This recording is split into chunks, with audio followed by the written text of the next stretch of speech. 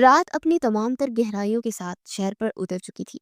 ہر سو خاموشی کا راز تھا، مگر اس خاموشی میں بھی ایک گھر کے ایک کمرے میں زندگی پوری آب و تاب سے جاگ رہی تھی۔ لیپ ٹاپ کی اسکرین سے نکلتی نیلی اور سرخ روشنیوں نے کمرے کے اندھیرے کو کاٹ رکھا تھا، جہاں ایک خوفناک بھوت کا سایہ اچانک اسکرین پر نمودار ہوا اور ساتھ ہی دل دہلا دینے والی چیخ بلند ہوئی، اف میں مر گئی۔ حلیمہ نے خوف سے اپنی آنکھوں پر ہاتھ رکھتے ہوئے کہا۔ اس کے برابر بیٹھی حریم نے زوردار کہکا لگایا۔ اس کا چہرہ جوش اور شرارت سے دمک رہا تھا۔ ڈرپوک اسی لیے کہہ رہی تھی کہ یہ جو وجدان لالا کا کمرہ ہے، یہاں ہارر فلم دیکھنے کا مزہ ہی الگ ہے۔ وہ فخریہ انداز میں بولی جیسے اس نے کوئی قلعہ فتح کر لیا۔ حلیمہ نے گھبراتے ہوئے لہجے میں کہا، اگر لالا اچانک آ گئے تو قلعہ تو فتح ہو جائے گا، لیکن ہم دونوں کی قبریں یہی بن جائیں گی۔ ارے وہ تو 2 دن کے لیے شہر سے باہر گئے ہیں نا، آج رات ہواؤں میں ہوں گے۔ حریم نے لاپرواہی سے بال جھٹکتے ہوئے کہا۔ وجدان اس کا ماموزاد بھائی تھا، ایک سنجیدہ با اصول اور منظم شخصیت کا مالک، جو اپنی زندگی میں کسی قسم کی بے ترتیبی برداشت نہیں کرتا تھا، اور حریم اس کی زندگی کی سب سے بڑی بے ترتیبی تھی۔ اس کی شرارتوں کا مرکز اور محور وجدان کی ذات تھی۔ اسے چھیڑنے، اس کے اصولوں کو توڑنے اور پھر اس کے غصے سے بڑے چہرے کو دیکھنے میں حریم کو ایک خاص مزہ آتا تھا۔ فلم چلتی رہی۔ حریم خوف اور نیند کے غلبے میں کب خاموشی سے کھسک کر اپنے کمرے میں چلی گئی، حریم کو احساس ہی نہ ہوا۔ فلم کے اختتام پر تک پہنچتے پہنچتے حریم کی آنکھیں بھی بوجھل ہونے لگی۔ اسے لیپ ٹاپ بند کرنے کی زحمت بھی نہ کی اور اپنی گود میں رکھی وجدان کے وسیع اور ریز بیڈ پر ہی نیند کی وادی میں اتر گئی۔ اسے ذرا بھی اندازہ نہ تھا کہ جس آزادی کا جشن وہ منا رہی تھی وہ چند لمحوں کی مہمان تھی۔ قسمت کا کھیل دکھی کہ وجدان کی میٹنگ غیر متوقع طور پر منسوخ ہو گئی تھی اور وہ وقت سے پہلے گھر لوٹ آیا تھا۔ وجدان نے تھکے ہوئے قدموں کے ساتھ گھر میں داخل ہو کر سیدھا اپنے کمرے کا رخ کیا۔ اس کا ذہن کل کی پریزنٹیشن کے نکات میں الجھا ہوا تھا۔ وہ بس جلد از جلد اپنی پرسکون اور منظم کمرے میں جا کر آرام کرنا چاہتا تھا۔ اس نے جیسے ہی کمرے کا دروازے کا ہینڈل گھمایا، ایک انجانا سا احساس اس کے اندر جاگا۔ کمرے میں مکمل اندھیرا نہیں تھا، بلکہ لیپ ٹاپ کی اسکرین سیویر سے مدھم سی روشنی نکل کر دیواروں پر متحرک عکس بنا رہی تھی۔ اسے حیرت سے دروازہ پورا کھولا۔ اس کی نظریں سیدھا اپنے بستر پر پڑی۔ وہ ایک لمحے کے لیے اس کا دل حلق میں آ گیا۔ وہاں کوئی موجود تھا، اس کے منظم بستر پر، اس کی ذاتی جگہ پر کس نے قبضہ جما رکھا تھا؟ اس کا دماغ تیزی سے گھوما۔ چور! لیکن چور جیسے آرام سے سوئے گا کیوں؟ اس نے دیوار پر ہاتھ مار کر لیمپ کا بٹن دبایا۔ کمرے میں جیسے ہی دھندیا روشنی پھیلی، اس کے سامنے موجود منظر نے ساکت کر دیا۔ اس کے ماتھے پر بل پڑ گئے اور آنکھوں میں غصے کی لہر دوڑ گئی۔ یہ حریم تھی۔ اس کے بیڈ پر اس کا کمفرٹر اڑے، لیپ ٹاپ گود میں رکھے وہ کسی بچے کی طرح معصومیت سے سو رہی تھی۔ نیند میں اس کا چہرہ بالکل پرسکون تھا۔ اس کی وہ شوخی، وہ شرارت، وہ چمکتی آنکھیں سب نیند میں دھند میں چھپ گئی تھی۔ اس کے سیاہ ریشمی بال اس کے چہرے اور تکیے پر بکھرے ہوئے تھے، اور ایک گستاخ لٹ بار بار ہوا کے ہلکے سے جھونکتے ہوئے اس کے ماتھے پر آ رہی تھی۔ وجدان کا غصہ جو کچھ دیر پہلے آسمان پر چھو رہا تھا، نہ جانے کیوں ایک دم سے تھم سا گیا۔ وہ چند قدم آگے بڑھا اور اس کے قریب آ کر کھڑا ہوا۔ اس لڑکی کو برسوں سے جانتا تھا۔ اس کی ہر شرارت کا پہلا شکار وہی ہوتا تھا۔ اس کی ہر حرکت وجدان کے صبر کا امتحان لیتی تھی، لیکن آج اس خاموش اور پرسکون چہرے کو دیکھ کر اس کے دل میں ایک عجیب سی ہلچل ہوئی۔ یہ وہ حریم نہیں تھی جسے وہ جانتا تھا۔ ایک انجان، معصوم اور بے حد دلکش وجود تھا جس پر سے نظریں ہٹانا مشکل ہو رہا تھا۔ اس کے چہرے پر بکھرے بال اسے مسحور کر رہے تھے۔ اسے لاشعوری طور پر اپنا ہاتھ آگے بڑھایا۔ اس کی انگلیاں کانپ رہی تھیں۔ وہ بس اس کے ماتھے کو پریشان کرنے والی اس لٹ کو ہٹانا چاہتا تھا۔ ایک ایسا لمحہ جب اس کے تمام اصول، اس کی ساری سنجیدگی پسے پشت چلی گئی۔ اس کا ہاتھ آہستہ سے اس کے چہرے کی طرف بڑھا۔ اس کی انگلیوں نے جیسے اس کے نرم جلد اور بالوں کو چھوا۔ ایک دل خراش چیخ نے رات کی خاموشی کو چیر کر رکھ دیا۔ حریم ہر بڑا کر اٹھ کر بیٹھ گئی تھی۔ اس کی آنکھیں خوف سے پھیل گئی تھی اور سانسیں بے ترتیب ہونے لگی۔ اس کی چیخ میں وجدان کو اور بھی سیر سے باہر لا بھٹکا تھا۔ وہ جو ایک لمحے کے لیے اپنی دنیا سے بے خبر ہو گیا تھا، اب حقیقت کی زمین پر آ کھڑا ہوا تھا۔ اسے فوراً غصہ چہرے پر طاری کر لی۔ حریم، وہ دہاڑا۔ اس کی آواز میں اتنی گرج تھی کہ حریم کانپ کر رہ گئی۔ یہ کیا بدتمیزی ہے؟ تم میرے کمرے میں کیا کر رہی ہو؟ حریم کی زبان تالو سے چپک گئی۔ وہ لالا، میں حلیمہ، وہ ہکلانے لگی۔ مجھے کوئی کہانی نہیں سننی۔ وجدان نے اس کی بات کاٹ دی۔ تمہیں میرے کمرے میں میرے بیڈ پر آنے کی ہمت کیسے ہوئی؟ وہ بھی آدھی رات کو؟ کیا تمہیں ذرا تمیز نہیں ہے کہ کسی کی ذاتی جگہ کا احترام نام کی کوئی چیز ہوتی ہے؟ سیکھی ہے یا نہیں؟ کوئی مرنے گئی تھی میں کہ آپ کے کمرے میں آ کر کسی فلم ہی تو دیکھ رہی تھی؟ حریم نے ڈٹھائی سے جواب دیا، حالانکہ اس کا دل بری طرح سے دھڑک رہا تھا۔ وہ اٹھ کر نکلنے لگی کہ وجدان نے اسے بازو سے پکڑا اور پھر دیوار کے ساتھ لگا لیا۔ اس کی اتنا قریب تھا کہ اس کی سانسیں حریم کو اپنے چہرے پر محسوس ہو رہی تھی۔ وجدان نے کہا، بہت زبان چلنے لگی ہے نا تمہاری، یہ بولتی بند کرنی ہی پڑے گی، دفع ہو جاؤ یہاں سے۔ وجدان نے انگلی سے دروازے کی طرف اشارہ کیا۔ اس کے چہرے پر کوئی نرمی نہیں تھی۔ اور آئندہ اگر تم نے اس کمرے کے آس پاس بھی نظر آئی تو مجھ سے برا کوئی نہیں ہوگا۔ یہ سنتے ہی حریم وہاں سے بھاگ نکلی تھی۔ اس کے جانے کے بعد کمرے میں ایک دم سے جیسے سناٹا سا چھا گیا تھا۔ دوسری طرف حریم اپنے کمرے میں آ کر بیڈ پر گر گئی۔ اس کے کانوں میں وجدان کے الفاظ گونج رہے تھے۔ اس کی آنکھوں سے آنسو بہنے نکلے۔ اگلی صبح ناشتے کی میز پر ایک ناقابل بیان تناؤ کی کیفیت تھی۔ حریم جو عام طور پر اپنی چہچہاہٹ سے پورے گھر کو جگائے رکھتی تھی، آج خاموشی نظریں جھکائے بیٹھی تھی۔ اس کی خاموشی وجدان کے لیے کسی طوفان کے پیشے خامے سے کم نہ تھی۔ وہ ہر 2 منٹ بعد کنکھیوں سے وجدان کو دیکھتی، جس کے چہرے پر رات کے غصے کے آثار اب تک نمایاں تھے۔ وجدان بھی وقفے وقفے سے اسے نظرے سے گورتا تھا، جسے کچا چبا جائے گا۔ وجدان کی والدہ نفیسہ بیگم، جو ایک شفیق اور سمجھدار خاتون تھی، اس سرجنگ کو محسوس کر رہی تھی۔ ناشتے کے بعد جب وجدان اپنے کمرے کی طرف جانے لگا تو انہوں نے اسے روک دیا۔ وجدان بیٹا، سب خیریت ہے نا؟ تم دونوں کے درمیان کچھ ہوا ہے کیا؟ وجدان نے ایک گہری سانس لی اور کہا، امی، آپ کی بھانجی کے بارے میں آپ مجھ سے بہتر جانتی ہیں۔ اس کی حرکتیں اب برداشت سے باہر ہوتی جا رہی ہیں۔ نفیسہ بیگم نے مسکراتے ہوئے کہا، ارے بچی ہے وہ، تم جانتے تو اسے۔ بچی نہیں ہے وہ امی، 19 سال کی ہو چکی ہے۔ وجدان نے جھنجھلا کر کہا، اور میں 27 سال کا۔ ہمارے درمیان 8 سال کا فرق ہے، لیکن لگتا ہے جیسے کسی اور ہی سارے کی یہ مخلوق ہو۔ آپ جانتی ہیں، بابا نے ہمیں بات ہمیشہ سکھایا تھا، سن لو اور نظم و ضبط کی قدر کرنا سکھایا تھا۔ میں نے اپنی پوری زندگی میں اسی کے مطابق گزارتی۔ میرا کام، میری فرم، سب کچھ اسی ڈسپلن میں چلتا ہے۔ وجدان کا خاندان کراچی کا پرانا اور معصب خاندان تھا، جبکہ حریم کی والدہ سعدیہ، جو نفیسہ بیگم کی چھوٹی بہن تھی، نے لاہور کے ایک بڑے بزنس مین سے شادی کی تھی۔ ان کا رہن سہن زیادہ جدید اور آزاد خیال تھا۔ حریم ان کی اکلوتی اولاد تھی، لاڈلی، اور ہر ضد پوری کروانے میں وہ اس بار کراچی اپنی خالہ کے گھر یونیورسٹی میں داخل ہوئی تھی اور چھٹیاں گزارنے آئی تھی۔ نفیسہ بیگم نے دروازے کے کنارے پر ہاتھ رکھا اور سمجھایا، میں جانتی ہوں بیٹا، لیکن سعدیہ نے اسے بہت لاڈ پیار سے پالا تھا، تھوڑی شوق مگر دل کی بری نہیں تھی۔ تم درگزر کیا کرو۔ درگزر؟ امی، کل رات کو میرے کمرے میں، وجدان کہتے کہتے رک گیا۔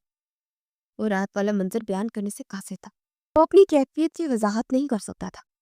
بس آپ اسے سمجھائیں کہ میرے معاملات سے دور ہیں۔ یہ کہہ کر وہ غصے سے اپنے کمرے میں چلا گیا۔ 2 دن اسی تناؤ میں گزر گئے۔ حریم نے کوئی نئی شرارت نہیں کی، لیکن اس کی خاموشی اور وجدان کو اور زیادہ بے چین کر گئی تھی۔ حریم الگ ہی ایک تناؤ کا شکار تھی۔ جمعے کی شام اس گھٹن زدہ ماحول سے تنگ آ کر حریم نے اپنی یونیورسٹی کے چند دوستوں کے ساتھ باہر جانے کا پروگرام بنایا۔ انہوں نے شہر سے باہر ہائی وے پر اپنے ایک مشہور ریسٹورنٹ جانے کا فیصلہ کیا۔ اس نے اپنی خالہ سے اجازت دی، خالہ جان، میں فرینڈز کے ساتھ ڈنر پر جا رہی ہوں، دیر نہیں ہوگی، اس نے لیرے سے کہا۔ وجدان لاؤنج سے گزر رہا تھا، اس کی بات سن کر ٹھٹک گیا۔ اس کے ماتھے پر فوراً بل پڑ گئے۔ شہر سے باہر، اور وہ بھی رات کے وقت؟ اس کے اندر ایک فکر کی لہر اٹھی، لیکن ان کے درمیان موجود تناؤ کی وجہ سے اسے براہ راست کچھ نہیں کہہ سکتا تھا۔ اس نے بس اپنی ماں سے سخت لہجے میں کہا، امی، اسے سمجھا دیں، آج کل حالات ٹھیک نہیں ہے، رات کو ہائی وے پر جانا محفوظ نہیں۔ नफीसा बेगम ने उसे तसल्ली दी कि अरे कुछ नहीं होता, दोस्तों के साथ ही तो जा रही है, तुम परेशान मत हो। हरीम ने वजदान की बातें सुन ली थी। उसका दिल चाह के चीख कर कहे कि आपको मेरी इतनी फिक्र करने की जरूरत नहीं है, लेकिन वो चुपचाप वहां से चली गई। रात के 9 बज रहे थे। हरीम अपने दोस्तों के साथ खुशगवार वक्त गुजार कर वापसी के लिए निकली। उसकी दोस्तें दूसरी गाड़ी में थी। वो अपनी गाड़ी कार में अकेली थी और हाईवे पर सुकून ड्राइविंग कर रही थी और हल्की मौसीकी से लुत्फ अंदोज हो रही थी। शहर की रोशनियां अभी कुछ दूर थी। अचानक उसकी गाड़ी ने एक झटका खाया, फिर उसका इंजन बंद हो गया। उसने दोबारा स्टार्ट करने की कोशिश की, लेकिन बेसुध। गाड़ी 1 इंच भी आगे बढ़ने को तैयार नहीं थी। उसने घबरा कर इधर उधर देखा। हाईवे का वो हिस्सा तकरीबन सुनसान था। दूर दूर तक कोई आबादी या दुकान नजर नहीं आ रही थी। उसने अपना मोबाइल फोन निकाला ताकि किसी को मदद के लिए बुला सके, लेकिन फोन की स्क्रीन एक लम्हे के लिए टिमटिमाई और फिर बैटरी खत्म होने का पैगाम देकर बंद हो गई। अब उस पर हकीकी मायनों में खौफ तारी हो गया था। रात का अंधेरा, सुनसान सड़क, एक बंद गाड़ी। उसने जल्दी से गाड़ी के दरवाजे लॉक कर लिए और शीशे ऊपर चढ़ा दिए। उसका दिल जोर जोर से धड़क रहा था। रात का घुप अंधेरा हर शय को अपनी लपेट में ले चुका था। दूर दूर तक वाली सड़क खौफनाक खामोशी तारी थी, जैसे कभी कभार हवा की सनसनाती आवाज तोड़ देती। तकरीबन 15-20 मिनट इसी अजियत में गुजरे कि हरीम को अपनी गाड़ी के शीशे में पीछे से आती एक मोटरसाइकिल की मध्यम सी रोशनी नजर आई। उसका दिल जोर से धड़का।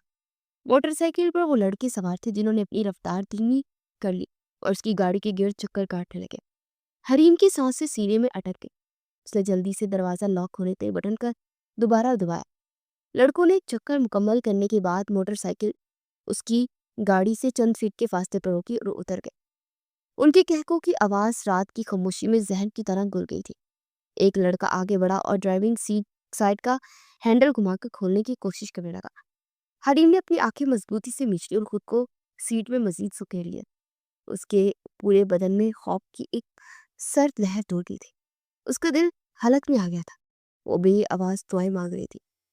अचानक दूर से आती तेज हेडलाइट से मंजर को रोशन कर दिया। लड़कों ने चौंक कर सिन देखा। एक तेज रफ्तार गाड़ी उनकी तरफ आ रही थी। उन्होंने एक दूसरे को इशारा किया। जल्दी ही अपनी बाइक स्टार्ट की और इससे पहले कि आने वाली गाड़ी उन तक पहुंचती, वो तेज रफ्तारी से अंधेरे में ही वहां से गायब हो गए। गाड़ी के हेडलाइट्स की रोशनी सीधी हरीम की आंखों में पड़ रही थी, लेकिन ये गाड़ी तेज रफ्तारी से गुजरने की बजाय आहिस्ता और ठीक उसकी गाड़ी के पीछे आकर रुक गई। हरीम का खौफ उसे उससे कम नहीं हुआ था। गाड़ी का दरवाजा खुलने और बंद होने की आवाज आई और फिर कदमों के की चाप उसकी गाड़ी की तरफ बढ़ने लगी। किसी ने उसकी ड्राइविंग सीट वाले शीशे पर दस्तक दी। हरीम ने डरते डरते पलकें उठाई और फिर सामने खड़े वजूद को देखकर उसकी जैसे चीख निकलते निकलते रह गई। वहां बाहर बगदान खड़ा था। उसके चेहरे पर वही संजीदगी और गुस्सा था, लेकिन उस वक्त उसकी मौजूदगी हरीम को दुनिया की सबसे बड़ी नेमत लगी। उसने कांपते हाथों से दरवाजा अनलॉक किया। वजदान के दरवाजा खोलने की देर थी कि हरीम किसी टूटी हुई डाली की तरह गाड़ी से बाहर निकली और भाग कर उसके चौड़े सीने से जाकर लग गई। उसने अपनी आंखें बंद कर ली और वजदान की शर्ट को अपनी मुट्ठियों में भींच लिया। उसका पूरा वजूद बुरी तरह से कांप रहा था। वजदान उसके इस अचानक रद्द-ए-अमल पर एक लम्हे के लिए हैरत और साकित रह गया। उसने गैर इरादी तौर पर अपने बाजू उसके गिर्द हमाल कर लिए। चंद लम्हे इसी तरह गुजर गए जब वजदान के वजूद की मानूस खुशबू और उसके दिल की धड़कन ने हरीम को एहसास दिलाया कि वो महफूज है। तो उस पर एकदम एहसास की बिजली गिरी कि वो क्या कर बैठी है। वो शर्मिंदगी की तपिश से सुरख पड़ती हुई एकदम पीछे हटी। उसकी नजरें झुकी हुई थी और वो अपने हाथ मलने लगे। वजदान ने उसे सर से पांव तक देखा। उसके लहजे में फिक्र से ज्यादा तंज था। आवारा गर्दी से फुर्सत मिले तो गाड़ी भी चेक कर लिया करो। हरीम जो इसे देखकर एकदम पुरसुकून हो गई थी। उसे जिसके दिल में ममनूनियत के जज्बात उमड़ आए थे, उसके तंजिए जुमले पर वो तप गई और सारा खौफ, परेशानी और शर्मिंदगी गुस्से में बदल गई। उसने सर उठाकर उसे देखा। अब आप यहाँ क्या कर रहे हैं? क्या आप मेरा पीछा कर रहे थे? वजदान ने अपनी भनूस उचकाई। मेरा दिमाग खराब है जो मैं तुम्हारा पीछा करूंगा? मैं अपनी एक साइट के काम पर वापस आ रहा था, तुम्हें यहाँ देखा तो रुक गया। उसने सफाई से झूठ बोला। हरीम उसकी बात का यकीन करने को तैयार नहीं थी। अच्छा, आपकी कौन सी साइट इस सुनसान हाईवे पर आधी रात को चल रही है? उसने बहस करने वाले अंदाज में पूछा। वजदान ने उसकी बात को नजरअंदाज किया। ये बहस बाद में कर लेना, पहले ये बता हुआ क्या है। उसने गाड़ी का बोनेट खोलने का इशारा किया। हरीम ने गुस्से से बोनेट खोल दिया। वजदान ने कुछ देर इंजन को देखा, चंद तारे हिलाई और फिर मायूसी से सर हिलाया। ये यहाँ ठीक नहीं होगी, मैकेनिक को बुलाना पड़ेगा। तो बुला ले, हरीम ने लापरवाही से कहा। किससे? तुम्हारे इस खिलौने से? वजदान ने उसके बंद मोबाइल की तरफ इशारा किया। चुपचाप मेरी गाड़ी में बैठो, मैंने मैकेनिक को फोन कर दिया, वो आकर इसे ले जाएगा। हरीम ने नखरे से मुंह बनाया। मैं कहीं नहीं जा रही, मैं अपनी गाड़ी के साथ ही रहूंगी, आप जाइए। वजदान ने एक गहरा सांस लिया, जैसे उसे अपना गुस्सा जब्त कर रहा हो। वो इसके करीब आया और धीमी मगर सख्त आवाज में बोला। अभी जो 2 नमूने यहाँ तुम्हारी गाड़ी का दरवाजा खोलने की कोशिश कर रहे थे ना, उनसे मुलाकात का शौक है ना तुम्हें, या इस सुनसान सड़क पर रात के वक्त मजीद कुछ करने का इरादा है? वजदान के अल्फाज और उसका लहजा हरीम के अंदर तक उतर गया। उसे एक बार फिर उन लड़कों का ख्याल आया और उसका दिल खौफ से लर्ज गया। उसे चुपचाप वजदान की तरफ देखा और सर झुका लिया। मजीद बहादुरी दिखानी है हरीम, जिद छोड़ो और गाड़ी में बैठो। उसके लहजे में इस बार गुस्सा नहीं, एक हक जताने वाला हुक्म था। हरीम मजीद कुछ ना कह सकी और चुपचाप उसकी गाड़ी की तरफ बढ़ गई। गाड़ी में मुकम्मल खामोशी थी। हरीम की नज़र उसके चेहरे पर थी। वो कितना मुख्तलिफ था इस वक्त। उस सख्त के उसूल पसंद प्रस्त वजदान, जिसकी आंखों में हर वक्त गुस्सा भरा रहता था, इस वक्त उसके चेहरे पर सिर्फ फिक्र और थकन थी। हरीम का दिल धीरे धीरे पिघल रहा था। वो जानती थी कि वो झूठ बोल रहा है। उसकी कोई साइट इस इलाके में नहीं थी। वो जानबूझकर उसके पीछे आया था ताकि उसकी हिफाजत कर सके। उसकी डांट, उसका गुस्सा सब एक दिखावा था। उसके पीछे एक गहरी फिक्र छुपी थी, एक ऐसा एहसास जिसे वो खुद भी नहीं जानता था और हरीम भी आज से पहले नहीं समझ सकी थी। ये ख्याल उसके दिल में एक मीठी सी हलचल पैदा कर गया और उसके लबों पर एक बेइख्तियार सी मुस्कुराहट आ गई। घर पहुंचकर गाड़ी पोर्च में रोकी। हरीम ने उतरने से पहले धीरे से कहा, शुक्रिया। वजदान ने उसकी तरफ देखे बगैर सिर्फ सर हिलाया। आइंदा इस टाइम घर से निकलने से पहले सोच लेना, हर बार तुम्हारी किस्मत अच्छी नहीं होगी। ये कहकर वो गाड़ी से उतरकर तेजी से अंदर चला गया। हरीम वहीं बैठी उसे जाते हुए देखती रही। आज रात उसने वजदान का वो रूप देखा था जो किसी और ने नहीं देखा था। एक अनजाना मुहाफिज जो अपने खौल में छुपकर उसकी हिफाजत करता था। उस रात उनके दरमियान खड़ी बर्फ की दीवार में पहली दरार पड़ चुकी थी। हाईवे वाले वाक़े ने वजदान और हरीम के दरमियान मौजूद बर्फ को पिघलाया नहीं था, बल्कि उस पर दरारें डाल दी थी। और अब उन दरारों से एक नई रोशनी फूट रही थी, एक दूसरे को समझने की, एक दूसरे के वजूद के तस्लीम करने की। हरीम की ये खामोश तवज्जो वजदान के लिए उसके शोर मचाती शरारतों से ज़्यादा खतरनाक साबित हो रही थी। वो जब भी उसे देखता, वो नजरें चुरा लेती और उसके गालों पर एक हल्की सी सुर्खी दौड़ जाती। वजदान अपने गिर्द खड़ी हुई दीवार को मुतजलजल होता हुआ महसूस कर रहा था। वो खुद को मसरूफ रखने की जितनी कोशिश करता, उसका ध्यान उतना ही हरीम की तरफ भटकता। वो इस तब्दीली की वजह जानना चाहता था, लेकिन हिम्मत नहीं कर पाता था। वो दोनों एक अनजाने से एहसास के धागे से बंध गए थे, लेकिन कोई भी उस धागे को खींचकर उसका सिरा तलाश नहीं करना चाहता था। ये सुकून जो तूफान से पहले का था, ज्यादा देर कायम नहीं रहा और एक रात ने सब कुछ बदल कर रख दिया।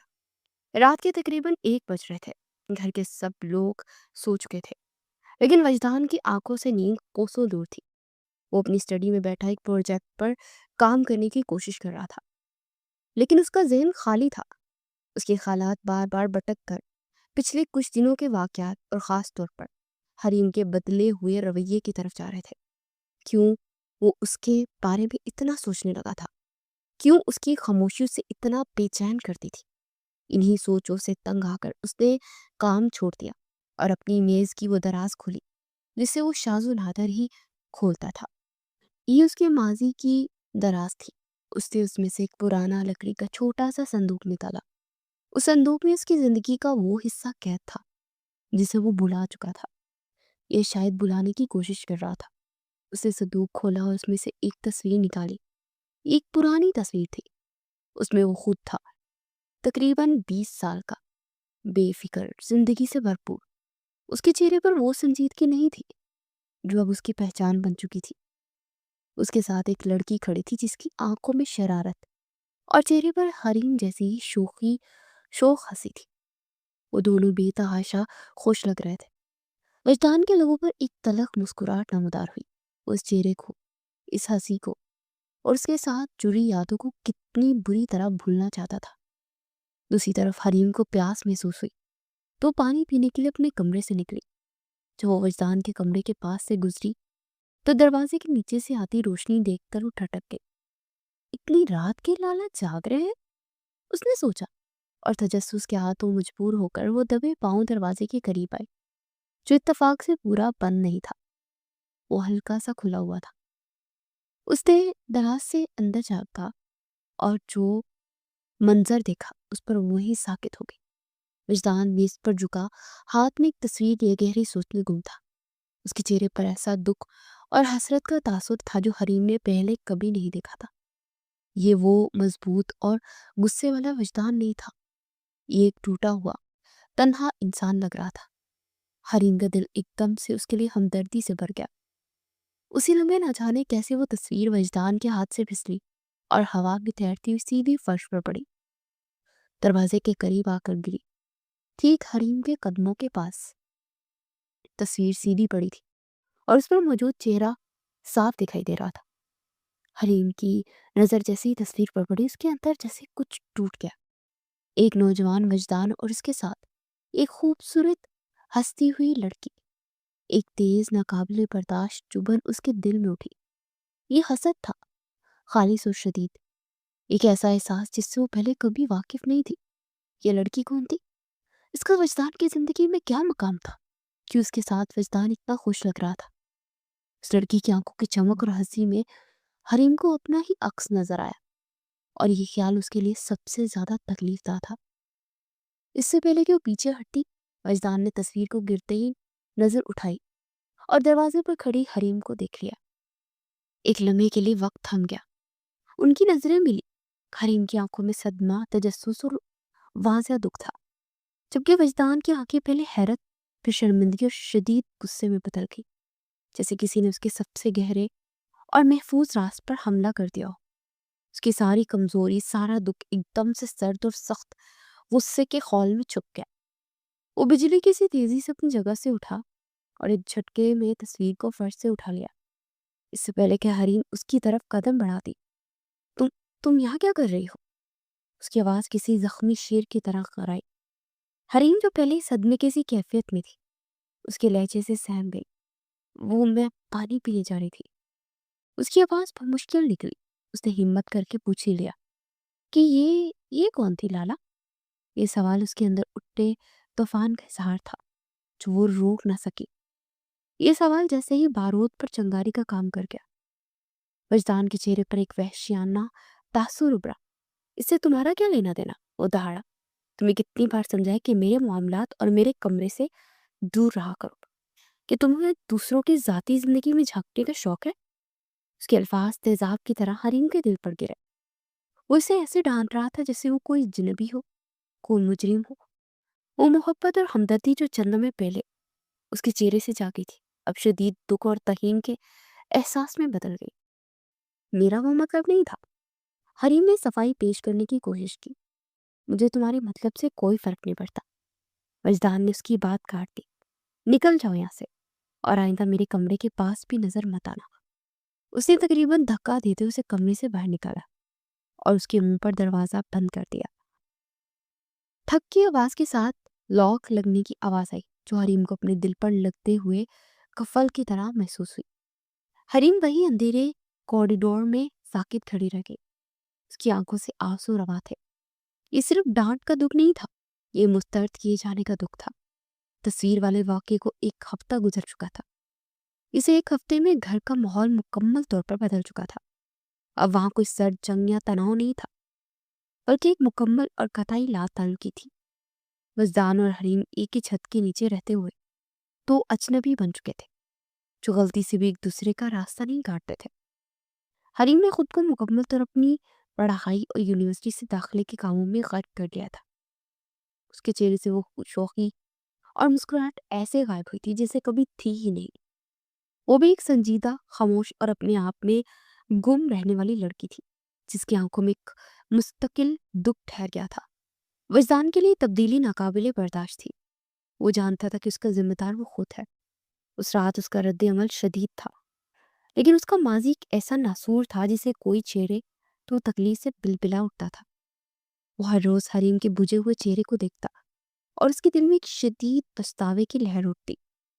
वो इससे बात करना चाहता था, लेकिन उसकी अना और हरीम की सर्द महरी ने उसे रोक दिया।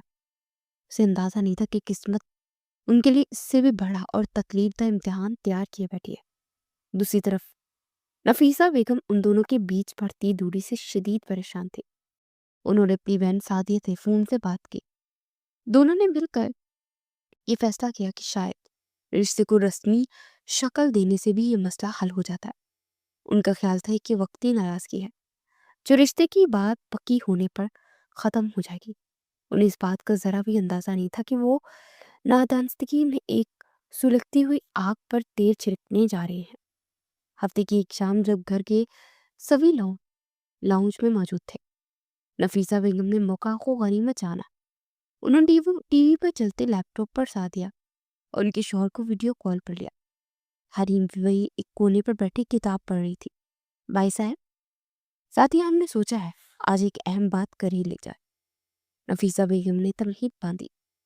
अमजद साहब ने भी इस बात पे जहर लाया और इल्तान जो अपने लैपटॉप पर काम कर रहा था ने चौंक कर अपने वालिदैन की तरफ देखा। अमजद साहब ने अपनी संजीदा लहजे में कहा, वजदान बेटा, हम सब की ये ख्वाहिश है कि तुम दोनों के रिश्ते को एक नाम दे दिया जाए। ये अल्फाज जैसे वजदान के कानों में पड़े, उसके हवास मुअत्तल हो गए। रिश्ते की बात अभी, इस वक्त जब उन दोनों के दरमियान बातचीत भी नहीं थी। उसे लगा जैसे किसी ने इसे एक बंद गली में लाकर खड़ा किया। हरीम ने किताबों से नजर उठाई। उसके दिल की धड़कन बेतरतीब हो गई। बेटा, खामोश क्यों हो? तुम्हारी खामोशी को हाँ समझे? उसके वालिद ने पूछा। वजदान ने खुद को संभालने की कोशिश की। उसके ज़हन में पिछले हफ्ते का मंजर घूम गया। वो कैसे उस लड़की से अपनी जिंदगी जोड़ सकता था जिसकी मौजूदगी उसे तकलीफ था माजी की तरह याद दिलाती थी।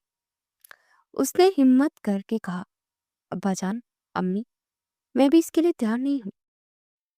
उसके इनकार से लाउंज में सन्नाटा छा गया। नफीसा बेगम ने जल्दी से बात संभाली। तैयार क्यों नहीं हो? हरीम से अच्छी तुम्हें लड़की कहीं नहीं मिलेगी। अम्मी, प्लीज समझने की कोशिश करें।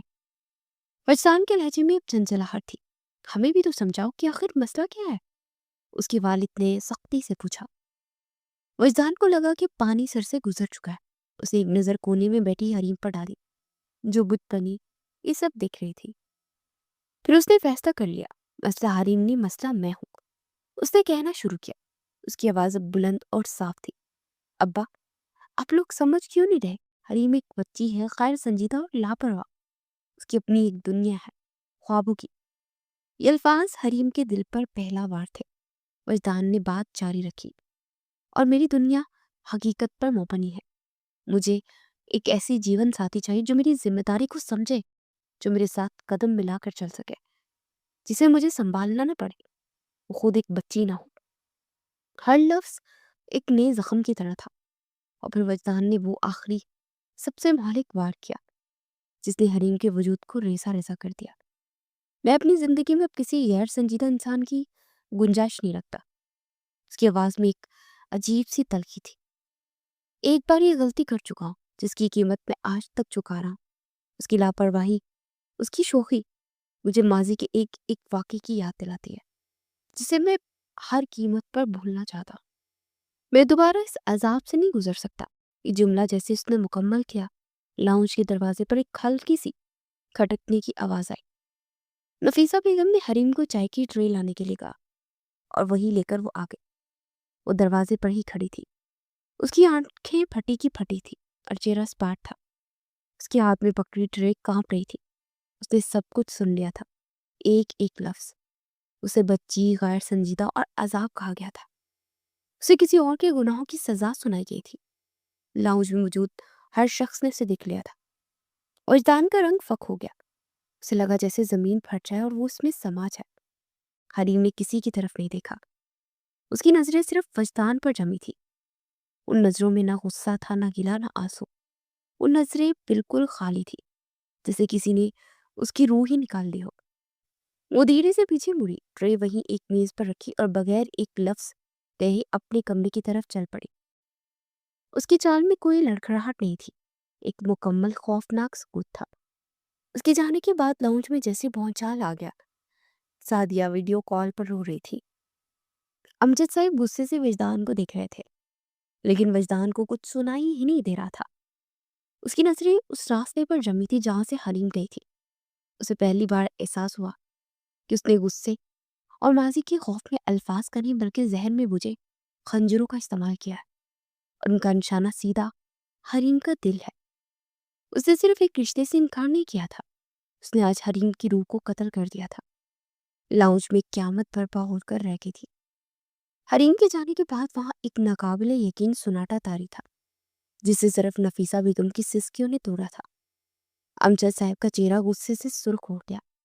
انہوں نے کال منقطع کی اور وجدان پر توجہ مرکوز کی۔ مبارک ہو امجد صاحب نے تلخ لہجے میں کہا، تم نے آج صرف ایک رشتے سے انکار نہیں کیا، تم نے 2 خاندانوں کی عزت اور ایک بچی کے مان کو ٹھیس پہنچائی ہے۔ مجھے تم سے کی امید نہیں تھی، نفیسہ بیگم نے روتے ہوئے کہا۔ کیوں کیا تم نے ایسا وجدان؟ وہ تو تمہیں کتنا مانتی تھی۔ وجدان کے پاس ان سوالوں کا کوئی جواب نہیں تھا۔ اس کے کانوں میں صرف اپنے ہی کہے ہوئے الفاظ گونج رہے تھے۔ وہ مزید وہاں کھڑا نہ رہ سکا اور تیزی سے حریم کے کمرے کی طرف بھاگا۔ اسے بات کرنی تھی، صفائی دینی تھی، کسی بھی طرح اس نقصان کی تلافی کرنی تھی۔ اس نے حریم کے بند دروازے پر دستک دی۔ کوئی جواب نہیں آیا۔ اس نے پھر دستک دی۔ زیادہ بے چینی ہے کیا؟ حریم پلیز دروازہ کھولو، مجھے بات کرنی ہے۔ کچھ لمحہ بعد دروازے کا لاک کھلنے کی آواز آئی۔ دروازہ کھلا اور سامنے کھڑی حریم کو دیکھ کر وجدان کی زبان گنگ رہ گئی۔ وہ نہیں تھی جسے وہ جانتا تھا۔ اس کی آنکھیں رونے سے سرخ ہو گئی تھی، لیکن ان میں ایک آنسو بھی تھا۔ اس کا چہرہ سپاٹ اور ہر قسم کے جذبات سے آ رہی تھا، اور سب سے بڑھ کر اس کے ہاتھ میں اس کا سفری بیگ تھا جو اس نے پوری طرح پیک کر لیا تھا۔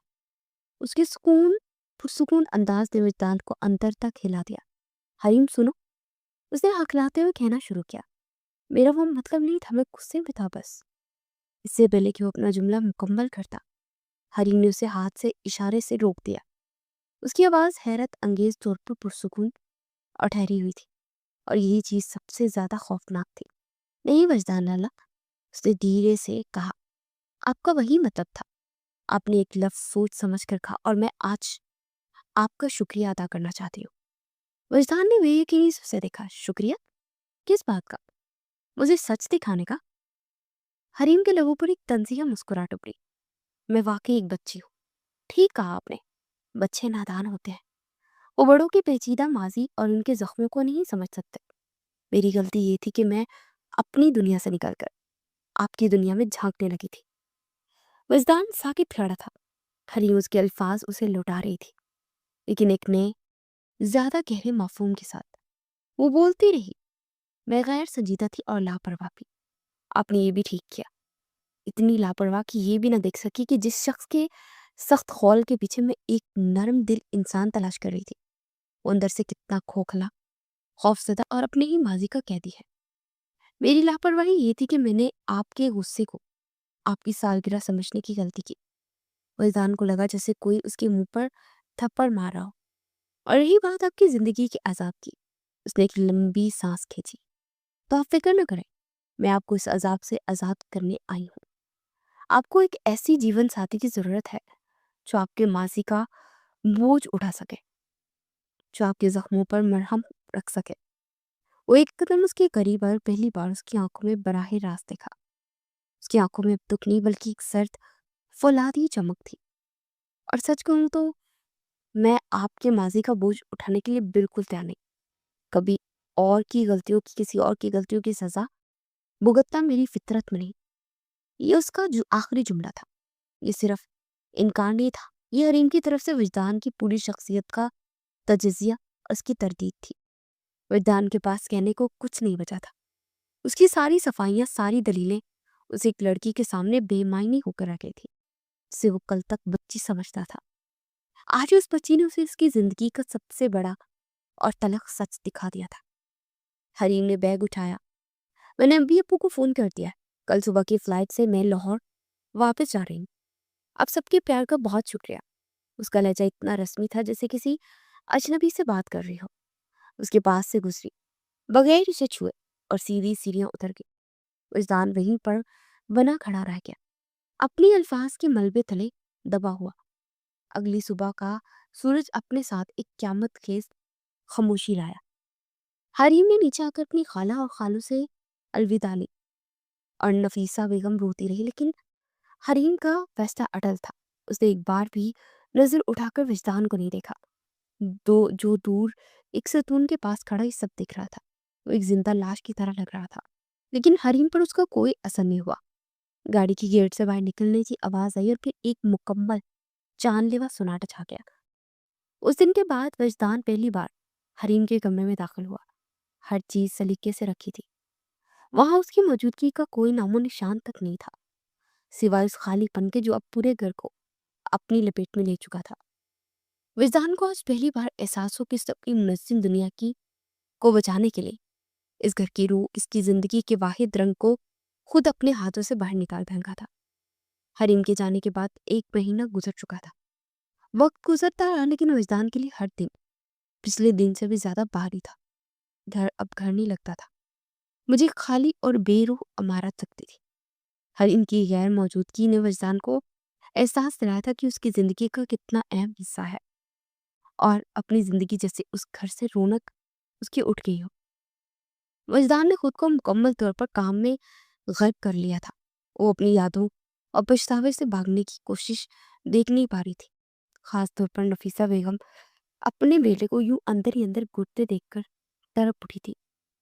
وہ جانتی تھی کہ اس کی اس حالت کی وجہ کوئی گہرا پرانا زخم ہے جو ایک بار پھر ہرا ہو گیا۔ ایک رات جب وجدان دفتر سے لوٹا تو نفیسہ بیگم اس کے کمرے میں آئی۔ وہ صوفے پر آنکھیں بند کیے بیٹھا ہوا تھا۔ اس کے چہرے پر شدید تھکن اور اذیت کے تاثرات تھے۔ وجدان، نفیسہ بیگم نے نرمی سے کہا، جی وہ کچھ تو خود کو یوں سزا دیتے رہو گے کب تک؟ 1 مہینہ ہو گیا، تم نے اپنی کیا حالت بنا رکھی ہے، مت بھولو۔ نفیسہ بیگم نے اس کا ہاتھ تھام کر کہا تھا، میں تمہاری ماں ہوں، میں جانتی ہوں تمہیں کام نہیں، تمہارا اپنا ماضی کھا رہا ہے۔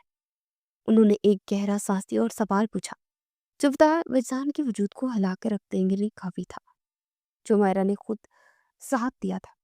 مائرہ، یہ نام سننا تھا کہ وجدان کے پرسکون چہرے پر جیسے طوفان آ گیا۔ اسے جھٹکے سے اپنا ہاتھ چھڑایا۔ امی پلیز اس کا نام مت لی میرے سامنے، آج کرنی پڑے گی۔ نفیسہ بیگم کی آواز میں ایک اٹل فیصلہ تھا، کیونکہ تم ایک معصوم لڑکی کو اس گناہ کی سزا دے رہے ہو جو اس نے کی ہی نہیں۔ حریم کی آنکھوں میں مائرہ کا عکس کیوں دیکھ رہے ہو؟ وجدان کی برداشت جواب دے گئی۔ وہ واپس صوفے پر گر سا گیا، اپنے دونوں ہاتھوں سے اپنا سر تھام گیا۔ سالوں سے اس کے اندر دبا ہوا لاوا جیسے پھٹ پڑا۔ کیوں وہ دونوں ایک جیسی ہیں امی؟ وہ چیخا، وہی شوخی، وہی لاپرواہی۔ مجھے ڈر لگتا ہے کہ تاریخ خود کو دہرائے گی۔ نفیسہ بیگم خاموشی سے اس کی بات سنتی رہی۔ آج سالوں بعد ان کا بیٹا اپنے دل کا بوجھ ہلکا کر رہا تھا۔ وجدان نے ٹوٹی ہوئی آواز میں وہ کہانی سنانی شروع کی جو اس نے آج تک کسی کو نہیں سنائی تھی۔ اب جانتی ہے میں مائرہ سے کتنی محبت کرتا ہوں؟ بچپن کی منگنی تھی، وہ میری زندگی کا وہ حصہ تھی۔ میں نے کبھی نہیں سوچا تھا کہ اس کی یہ لاپرواہی میری زندگی کے سب سے بڑی بربادی کا سبب بنے گی۔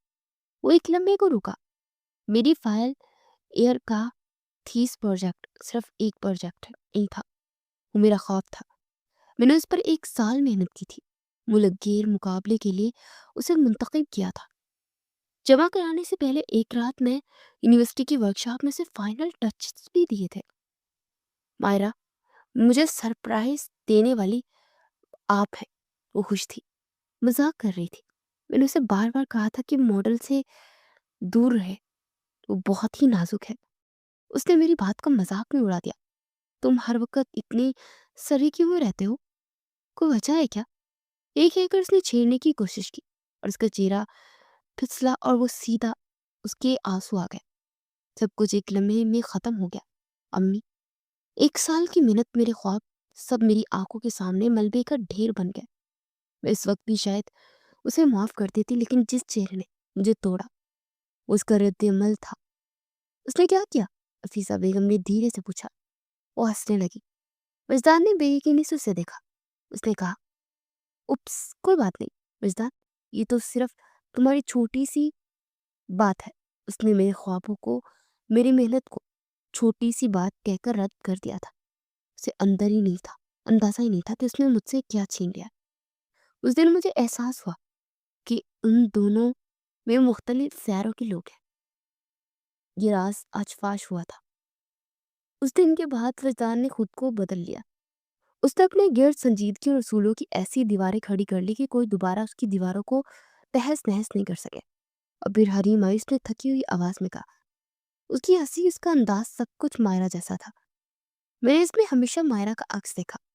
میں نے اسے خود سے دور رکھنے کی ہر ممکن کوشش کی تاکہ میرا ماضی پھر سے نہ لوٹ آئے۔ میں نے اسے نہیں دیکھا۔ میں نے اپنے خوف کو، اپنی تکلیف کو مسترد کیا تھا امی، لیکن یہ بات مجھے سے کبھی سمجھ ہی نہیں آئی۔ اس دن میں نے چہرہ اپنے دل ماں کی گود میں چھپا لیا۔ میں نے بہت غلط کیا امی، میں نے اسے بہت دکھ دیا۔ نفیسہ بیگم نے اس کے بالوں میں انگلیاں پھیرتے ہوئے کہا، تو پھر اب سمجھاؤ اسے۔ غلطی تسلیم کرنا کمزوری نہیں، طاقت ہوتی ہے۔ وہ ایک سمجھدار لڑکی ہے، وہ ضرور سمجھے گی۔ لیکن اگر تم یوں ہی خاموش ہوگے تو تم اسے ہمیشہ کے لیے کھو دو گے۔ ماں کے الفاظ اس کے دل میں اتر گئے۔ اس رات پہلی بار مہینوں میں وجدان کو اپنی سمت کا تعین ہوا۔ اس کا پچھتاوا اب صرف ایک بوجھ نہیں تھا بلکہ ایک مقصد بن چکا تھا۔ اسے حریم کو سب کچھ بتانا تھا، اسے اپنی خاموشی کو توڑنا تھا، اسے اپنے ماضی کے بھوت سے لڑ کر اپنے حال کو واپس جیتنا تھا۔ کراچی میں وجدان اب ایک بدلا ہوا انسان تھا۔ اپنی ماں کے سامنے ماضی کا اعتراف کرنے کے بعد اس کی کندھوں سے سالوں کا بوجھ اتر گیا تھا۔ اس کی جگہ ایک نئے مقصد نے لے لی تھی، حریم کو سب کچھ بتانا اور اسے اپنی زندگی میں واپس لانا۔ اس کے دل میں مایوسی کی جگہ ایک پرسکون عزم تھا۔ وہ جانتا تھا کہ یہ آسان نہیں ہوگا، لیکن وہ ہر قیمت پر کوشش کرنے کو تیار تھا۔ اس نے کئی بار حریم کو فون کرنے کی کوشش کی، لیکن اس کا نمبر مسلسل بن جا رہا تھا۔ اس نے ایک مختصر پیغام بھیجا، حریم، مجھے تم سے بات کرنی ہے، پلیز ایک موقع دو۔ لیکن اس کا بھی کوئی جواب نہیں آیا۔ وجدان نے محسوس کیا کہ فون اور پیغامات سے یہ دیوار نہیں ٹوٹے گی۔ اسے خود لاہور جانا ہوگا۔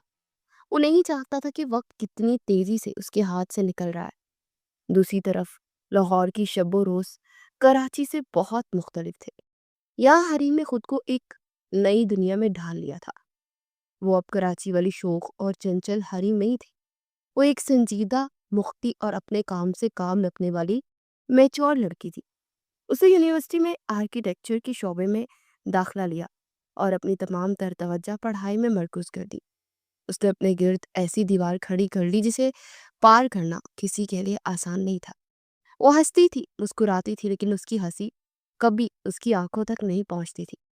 یونیورسٹی میں اس کی دوستی زین سے ہوئی، جو اس کی کلاس کا سب سے ذہنی اور سلجھا ہوا لڑکا تھا۔ زین حریم کی خاموش طبیعت اور اس کی ذہانت سے بہت متاثر تھا۔ اس کی اداسی کو محسوس کرتا تھا۔ وہ چاہتا تھا کہ کس طرح اس کے لوگوں پر سچی مسکراہٹ لا سکے۔ ایک دوپہر وہ دونوں یونیورسٹی کی لائبریری میں ایک پروجیکٹ پر کام کر رہے تھے۔ زین نے اس کے بنائے ہوئے ڈیزائن کو دیکھتے ہوئے کہا، حریم، تم واقعی بہت باصلاحیت ہو اور تمہارے آئیڈیاز میں ایک گہرائی ہے، ایک پختگی ہے جو عام طور پر اس عمر میں نہیں ہو۔ حریم نے دھیرے سے شکریہ ادا کیا۔ زین نے ہمت کر کے پوچھا، تم اکثر خاموش رہتی ہو، ہنستی بھی ہو تو لگتا ہے جیسے کوئی بوجھ ہو تمہارے دل پر۔ حریم نے ایک لمحے کے لیے اس کی طرف دیکھا۔ اس کی آنکھوں میں ہمدردی اور خلوص تھا، لیکن اس کا زخم اتنا گہرا تھا کہ خود اس کے ریجیکٹ ہونے کا غم۔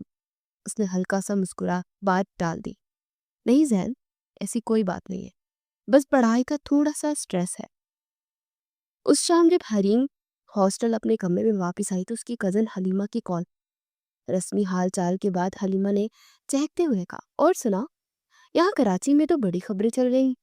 حریم کا دل دھک سے رہ گیا۔ کیسی خبر؟ ارے تمہیں پتہ ہے، خالہ آج کل وزیر کے لالا کے لیے لڑکیاں دیکھ رہی ہیں۔ یہ سننا تھا کہ حریم کے ہاتھ پاؤں ٹھنڈے پڑ گئے۔ اس نے اپنی آواز کو نارمل رکھنے کی کوشش کی۔ اچھا، تو اس میں کیا ہے؟ ان کی شادی کی عمر ہے، ہونی ہی چاہیے۔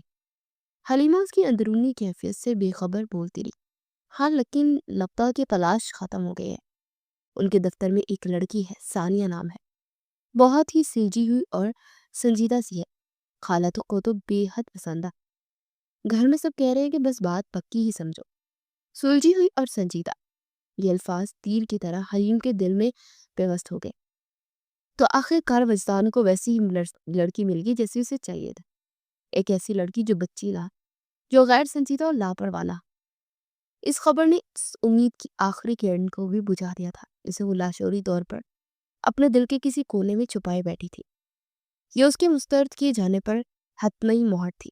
وجدان اپنی زندگی میں آگے بڑھ چکا تھا۔ اس نے بڑی مشکل سے خود پر قابو پایا اور برف جیسے ٹھنڈے لہجے میں کہا، یہ تو بہت اچھی بات ہے، میں ان کے لیے بہت خوش ہوں۔ میری طرف سے انہیں مبارکباد دینا۔ حریم، تم ٹھیک ہو؟ حلیمہ نے اس کی آواز میں چھپی ویرانی کو محسوس کر ہی لیا۔ ہاں، میں بالکل ٹھیک ہوں، مجھے اسائنمنٹ کرنی ہے، میں بعد میں بات کرتی ہوں۔ یہ کہہ کر اس نے فون بند کر دیا۔ فون بند کرتے ہی اس کے صبر کا پیمانہ لبریز ہو گیا۔ وہ بستر پر گری اور اس کی آنکھوں سے آنسو کا ایک سیلاب امڑ آیا۔ اسی لمحے اس کی والدہ کی کال آنے لگی۔ اس نے آنسو پونچھ کر کانپتے ہاتھوں سے کال اٹھائی۔ امی، حریم بیٹا کیسی ہو؟ ایک ضروری بات کرنی تھی۔ اس کی والدہ کے لہجے میں خوشی تھی۔ بیٹا تمہاری یونیورسٹی فیلو ہے نا زین، ان کے گھر سے تمہارے لیے باقاعدہ رشتہ آیا ہے۔ حریم کے لیے ایک اور جھٹکا تھا۔ کہاں وہ وجدان کی شادی کی خبر پر ٹوٹی تھی اور کہاں اس کے لیے ایک نئے رشتے کی بات ہو رہی تھی۔ بہت اچھے لوگ ہیں، خاندان بھی بہت اچھا ہے، پر آخری فیصلہ تمہارا ہی ہوگا۔ حریم خاموش تھی۔ اس کا دماغ بالکل سنو چکا تھا۔ ایک طرف وجدان تھا جس نے غیر سنجیدہ کہہ کر ٹھکرا دیا اور اب خود ایک سنجیدہ لڑکی سے شادی کر رہا تھا۔ دوسری طرف زین تھا، ایک سلجھا ہوا ہمدرد انسان جس کی عزت کرتا تھا۔ اس کے ٹوٹے ہوئے دل اور بکھری ہوئی خود اعتمادی کے لیے زین کا رشتہ ایک محفوظ پناہ گاہ کی طرح لگ رہا تھا۔ شاید یہ اس کے لیے بہتر تھا۔ اس نے گہرا لرزتا ہوا سانس لیا اور کہا، امی، مجھے سوچنے کے لیے کچھ وقت ہے۔ اس نے ہاں نہیں کہا تھا، لیکن اس نے انکار بھی نہیں کیا تھا، اور اس کا انکار نہ کرنا ہی وجدان کی دنیا ہلانے کے لیے کافی تھا۔ کراچی میں وجدان اگلے دن لاہور روانگی سے پہلے حلیمہ کو فون کر کے حریم کی یونیورسٹی ٹائمنگ پوچھنا چاہتا تھا۔ حلیم یونیورسٹی کس وقت جاتی ہے؟ دوسری طرف حلیمہ کی آواز میں پریشانی تھی۔ لالا آپ جلدی کرے، حریم کے لیے اس کی کلاس فیلو زین کا رشتہ آیا ہے اور اس نے انکار بھی نہیں کیا ہے۔ مجھے ڈر ہے کہ اس ضد میں آ کر ہاں ہی نہ کر دے۔ یہ خبر وجدان پر بجلی بن کر گری۔ حریم اور کسی اور کا رشتہ، اور اس نے انکار نہیں کیا۔ ایک لمحے کے لیے اس کے پیروں تلے سے زمین نکل گئی۔ اسے لگا جیسے وہ حریم کو ہمیشہ کے لیے کھونے جا رہا ہو۔ اس کا پرسکون عزم اب ایک وحشیانہ بے چینی اور خوف میں بدل گیا۔ اس نے لاہور جانے کا سارا منصوبہ ایک طرف رکھا۔ اب انتظار کی گنجائش نہیں تھی۔ اس نے فون بند کیا، گاڑی کی چابیاں اٹھائی اور دیوانہ وار گھر سے نکل گیا۔ اب وہ وضاحت کرنے نہیں جا رہا تھا، اب وہ اپنی محبت کے لیے لڑنے جا رہا تھا۔ کراچی سے لاہور تک کا سفر وجدان نے جیسے ہوا میں طے کیا تھا۔ اس کا دماغ ایک میدان جنگ بنا ہوا تھا جہاں خوف، پچھتاوا اور غصہ آپس میں لڑ رہے تھے۔ حریم کا چہرہ اس کی آنکھوں کے سامنے ایک پل کو بھی اوجھل نہیں ہو رہا تھا۔ حلیمہ کے الفاظ اس کے کانوں میں گونج رہے تھے۔ اس نے انکار بھی نہیں کیا۔ یہ جملہ اسے دیوانہ کیے دے رہا تھا۔ کیا وہ واقعی اتنی دیر کر چکا تھا؟ اسے لاہور پہنچ کر کسی کو بھی اطلاع نہیں دی۔ اس کی منزل ایک ہی تھی، حریم کی یونیورسٹی۔ اس کا دل سینے میں ایسے دھڑک رہا تھا جیسے پسلیاں توڑ کر باہر آ جائے گا۔ وہ لوگوں سے اس کے شعبے کا پوچھتا آگے بڑھ رہا تھا کہ اس کی نظر یونیورسٹی کی مرکزی کیفے پر پڑی، اور پھر اس نے دیکھا کہ حریم وہی تھی، ایک میز پر زین کے ساتھ بیٹھی۔ زین کچھ کہہ رہا تھا، حریم کے لبوں پر ایک ہلکی پرسکون مسکراہٹ تھی۔ یہ وہ کھلکھلاتی ہوئی ہنسی نہیں تھی جو اس کی پہچان تھی، لیکن یہ ایک حقیقی مسکراہٹ تھی، ایسی مسکراہٹ جو وجدان نے مہینوں سے نہیں دیکھی تھی، اور یہ مسکراہٹ کسی اور شخص کے لیے تھی۔ یہ منظر دیکھنا تھا کہ وجدان کے وجود میں جیسے آگ لگ گئی، حسرت اور پچھتاوے کی ایک ایسی شدید لہر اس کے اندر اٹھی کہ اس کا سانس لینا بھی دشوار ہو گیا۔ اسے لگا جیسے وہ واقعی بہت دیر کر چکا ہے، وہ ہار چکا ہے، اس کے اندر کا سارا ضبط جواب دے گیا۔ وہ جو سوچ رہا تھا کہ وہ آرام سے، سکون سے حریم کو سب کچھ سمجھائے گا، وہ سب بھول گیا۔ اب اس کے اندر صرف ایک وحشت تھی، اپنی محبت کو کھونے کا خوف۔ وہ تیز لمبے قدم اٹھاتا ان کی منزل کی طرف بڑھا۔ حریم، اس کی بھاری آواز پر حریم نے چونک کر اوپر دیکھا۔ اس کے سامنے وجدان کو کھڑے دیکھ کر اس کے چہرے پر مسکراہٹ ایسے غائب ہوئی جیسے کبھی تھی ہی نہیں۔ اس کی آنکھوں میں شدید حیرت، پھر صدمہ، اور پھر ایک سرد لا تعلقی کا تاثر ابھرا۔ وجدان نے ذہن کو مکمل طور پر نظر انداز کیا۔ اس کی نظریں صرف حریم پر جمی تھی۔ مجھے تم سے بات کرنی ہے، ابھی۔ اس کے لہجے میں درخواست نہیں، حکم تھا۔ حریم اس ابتدائی جھٹکے سے سنبھل چکی تھی۔ وجدان کی منگنی کی خبر نے اسے جو تکلیف پہنچائی تھی، اس نے اب اس سے خودداری کی شکل اختیار کر لی تھی۔ وہ سکون سے اپنی جگہ سے اٹھی، اس کی آواز برف کی طرح ٹھنڈی تھی۔ مجھے آپ سے کوئی بات نہیں کرنی، وہ یہ کہہ کر وہاں سے جانے کے لیے مڑی۔ وجدان ایک دم حرکت میں آیا اور اس کا راستہ روک کر کھڑا ہو گیا۔ تم ایسے نہیں جا سکتی۔ کیوں نہیں جا سکتی؟ حریم کی آواز میں اب طنز تھا۔ آپ کو کوئی حق نہیں ہے مجھے روکنے کا۔ آپ یہاں لاہور میں کیا کر رہے ہیں؟ آپ کو تو اس وقت کراچی میں اپنی منگیتر کے ساتھ ہونا چاہیے۔ منگیتر؟ یہ لفظ سن کر وجدان کو لگا جیسے کسی نے اس کے سر پر ہتھوڑا مارا ہو۔ وہ شدید حیرت سے اسے دیکھنے لگا۔ منگیتر؟ کون منگیتر؟ یہ تم کیا کہہ رہی ہو؟ حریم کے لبوں پر ایک تلخ درد بھری مسکراہٹ ابھری۔ واہ، اب ڈرامہ مت کرے وجدان لالا، مجھے سب پتا چل گیا۔ حلیمہ نے مجھے سب کچھ بتا دیا۔ بہت بہت مبارک ہو آپ کو۔ آخر آپ کو کوئی اپنے معیار کی، کوئی سلجھی اور سنجیدہ مل ہی گئی لڑکی۔ اس نے آخری الفاظ پر اتنا زور دیا کہ اس میں چھپا سارا زہر باہر آ گیا، اور وجدان کی سمجھ میں ساری بات آئی تھی۔ حریم سنو، یہ کوئی بہت بڑی غلط فہمی ہے۔ خدا کی قسم میری کوئی منگنی نہیں ہوئی ہے، اور نہ ایسی کوئی بات ہے۔ اس نے آگے بڑھ کر اس کا بازو تھام لیا۔ حریم نے ایک جھٹکے سے اپنا بازو چھڑا دیا، جیسے اس کے لمس سے اسے تکلیف پہنچی ہو۔ اس کی آنکھوں میں آنسو چمک رہے تھے، لیکن اس کا لہجہ اب بھی سخت تھا۔ غلط فہمی؟ اچھا، تو کیا آپ پوری فیملی کے سامنے مجھے مسترد کرنا بھی غلط فہمی تھا؟ کیا مجھے بچی، لاپرواہ اور اپنے ماضی کا عذاب کہنا بھی غلط فہمی تھا؟ وہ چیخنا چاہتی تھی، لیکن اس کی آواز ایک سرد سرگوشی میں نکل سکی۔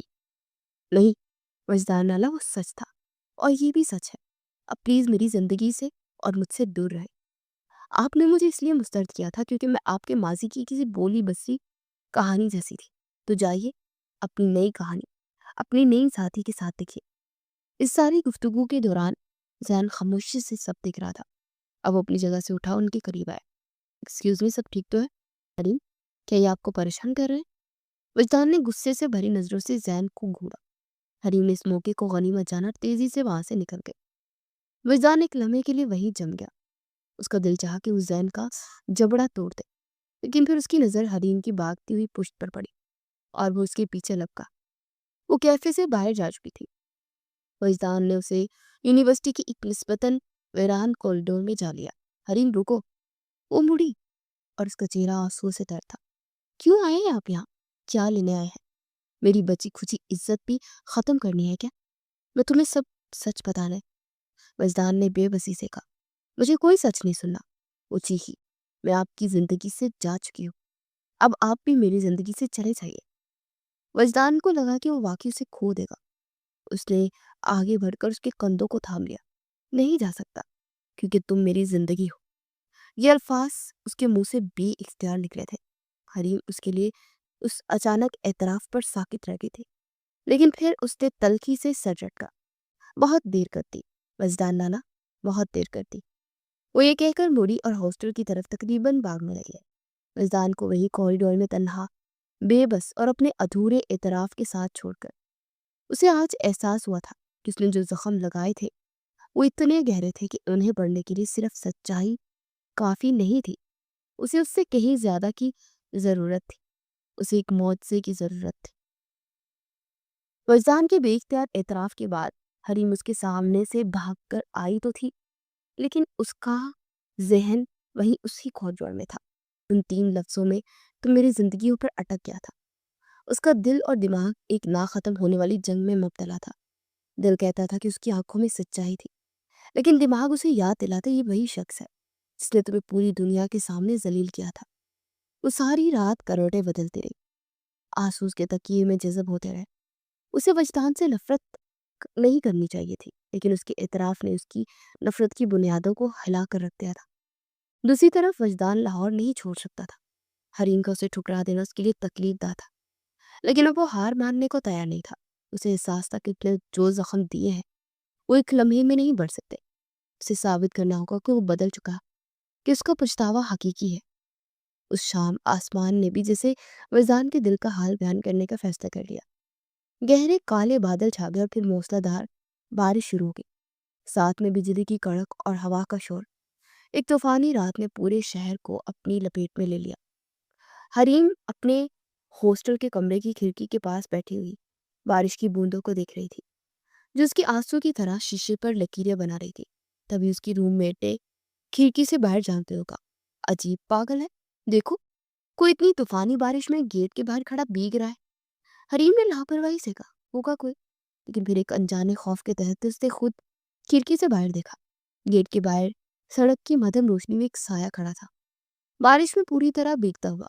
ایک لمحے کے لیے اس کا دل جیسے دھڑکنا بھول گیا۔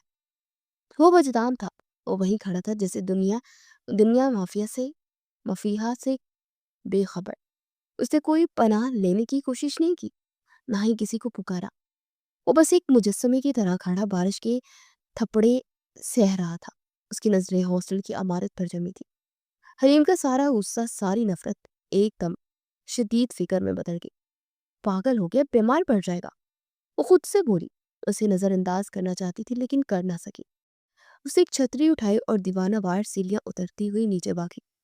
گیٹ پر پہنچ کر وہ اس پر چیخی، یہ کیا پاگل پن ہے؟ کیا ثابت کرنا چاہتے ہیں آپ؟ ہوش میں تو ہے، جائیے یہاں سے۔ وجدان نے اسے دیکھا، بارش کا پانی اس کے چہرے پر بانس پر بہہ رہا تھا۔ اس کی آواز سردی اور جذبات کی شدت سے کانپ رہی تھی۔ جب تک تم میری پوری بات نہیں سنو گی، میں یہاں سے 1 انچ نہیں ہٹوں گا، چاہے یہی کھڑے کھڑے مر جاؤ۔ مجھے کوئی بات نہیں سننی، وہ روتے ہوئے بولی۔ سننی پڑے گی حریم، اس نے پہلی بار اسے پورے حق سے پکارا تھا۔ آج تمہیں سننا پڑے گا کہ میں اتنا بزدل اور خوفزدہ کیوں تھا۔ اور پھر اس طوفانی رات میں بارش کے شور میں وجدان نے اپنے ماضی کے سارے ورق کھول کے رکھ دیے۔ اس نے اسے مائرہ کے بارے میں بتایا، اپنی ٹوٹی ہوئی منگنی، اپنے بکھرے ہوئے خواب، اور اس خواب کے ملبے تلے دبے اپنے اعتماد کے بارے میں۔ وہ بولتا رہا، حریم سنتی رہی۔ اس نے اس کے ہاتھ تھام لیے جو بارش میں بھیگنے کے باوجود گرم تھے۔ میں نے تمہیں اس لیے نہیں ٹھکرایا کہ تم میں کوئی کمی تھی حریم، خدا کی قسم تم مکمل ہو۔ میں نے تمہیں اس لیے ٹھکرایا کیونکہ میں ایک بزدل تھا، میں اندر سے ٹوٹا ہوا تھا، میں اپنے ماضی کے خوف میں قید تھا۔ مجھے لگا تم بھی مجھے ویسے ہی توڑ دو گی جیسے اس نے توڑا۔ تمہاری ہنسی، تمہاری شوخی مجھے میرے اس دردناک ماضی کی یاد دلاتی تھی۔ میں نے تمہیں نہیں، اپنے خوف کو، اپنی کمزوری کو مسترد کیا تھا۔ یہ اعتراف اس طوفانی بجلی بن کر حریم پر گزرا۔ ایک لفظ اس کے دل میں اتر گیا۔ اس کا سارا غصہ، ساری نفرت، سارا گلہ بارش کے پانی اور اس کے آنسو کے ساتھ بہہ گیا۔ یہ وہ سچ تھا جس کا وہ لاشعوری طور پر انتظار کر رہی تھی۔ وجدان ظالم نہیں تھا، خود ایک زخمی روح تھی۔ اس نے روتے ہوئے وجدان کے منہ پر ہاتھ رکھ دیا، بس کرے، پلیز بس کرے۔ اسے کھینچتے ہوئی چھتری کے نیچے لائی اور گیٹ کے اندر شیڈ میں لے آئی۔ وہ دونوں وہاں کھڑے تھے، بھیگے ہوئے، کانپتے ہوئے، لیکن آج ان کے درمیان کوئی دیوار، کوئی غلط فہمی نہیں تھی۔ اگلی صبح طوفان تھم چکا تھا اور ایک نئی صاف شفاف صبح طلوع ہوئی تھی۔ زین یونیورسٹی کے لان میں حریم کا انتظار کر رہا تھا۔ اسے اپنے رشتے کے جواب چاہیے۔ حریم اس سے ملنے آئی۔ اس کے چہرے پر ایک پرسکون فیصلہ تھا۔ اسی وقت کچھ فیصلے پر وجدان بھی وہیں کھڑا تھا۔ وہ آج بالکل مختلف لگ رہا تھا، پرسکون اور پر اعتماد۔ اسے زین کو حریم کے ساتھ دیکھا، لیکن اس کے چہرے پر حسد یا غصہ نہیں تھا۔ وہ دھیرے سے ان کے قریب آیا۔ اس نے زین کی طرف نہیں دیکھا بلکہ صرف حریم کی طرف دیکھا اور کہا، حریم फैसला तुम्हारा होगा। मैंने जो सच कहा वो तुम्हें बता दिया। अगर तुम ज़ैन को मुंतखब करती हो तो मैं चुपचाप तुम्हारी ज़िंदगी से हमेशा के लिए चला जाऊंगा। मैं बस तुम्हारी खुशी चाहता हूँ। अगर तुम मुझे मौका देना चाहती हो तो मैं सारी ज़िंदगी तुम्हारा इंतज़ार करूंगा। वज़ान का ये बदला हुआ पुख्ता और बेगर्ज अंदाज हरीम का दिल जीत लेने के लिए काफ़ी था। उसने अपनी ज़िंदगी का फैसला कर लिया। वो ज़ैन की तरफ मुड़ी और उसकी आंखों में एहतराम था। ज़ैन, आप बहुत अच्छे और सुलझे हुए इंसान हैं। शायद मुझसे बेहतर कोई आपको मिले, लेकिन मैं माफ़ी चाहती हूँ, मैं ये रिश्ता कबूल नहीं कर सकती। ज़ैन एक समझदार लड़का था। उसने उन दोनों की तरफ देखा और सूरत हाल को समझ गया। वो हल्का सा मुस्कुराया, खुश रहो हरीम, और वक़ार से वहाँ से चला गया। अब रात में सिर्फ वो दोनों थे। हरीम धीरे से वज़ान की तरफ मुड़ी। उसकी आंखों में वही पुरानी शरारत की चमक लौट आई। तो मिस्टर आर्किटेक्ट, आप मेरा इंतज़ार करेंगे? वज़ान के चेहरे पर महीनों बाद एक हकीकी मुस्कुराहट आई। सारी ज़िंदगी एक हफ्ते बाद कराची में दोनों खानदानों की मौजूदगी में एक सादा मगर पुरवकार तकरीब में उनका निकाह हो गया। हर चेहरा खुशी से दमक रहा था। रात का पिछला पैर था। कमरा फूलों की भीनी भीनी खुशबू से महक रहा था। हरीम खिड़की के पास खड़ी बाहर चांद को देख रही थी। अब भी अपने अरूसी लिबास में उसका दिल खुशी और एक अनजानी सी घबराहट से धड़क रहा था। तभी वजदान कमरे में दाखिल हुआ। उसने उसे खिड़की के पास खड़े देखा और एक लम्हे के लिए वही रुक गया, जैसे उस खूबसूरत मंजर को अपनी आंखों में कैद कर लेना चाहता हो। वो धीरे से चलता हुआ उसके पीछे आकर खड़ा हो गया। क्या सोच रही हो, मिसिस वजदान? से सरगोशी की। हरीम उसकी कुर्बत से काम की। वो मुड़ी और उसका चेहरा शर्म से सुर्ख हो रहा था। कुछ नहीं, बस यही कि क्या ये सब कुछ सच है? वजदान ने नरमी से उसका चेहरा अपने हाथों में ले लिया। ये इतना ही सच है जितना मेरा सांस लेना। उसने उसकी पेशानी पर एक बोसा दिया।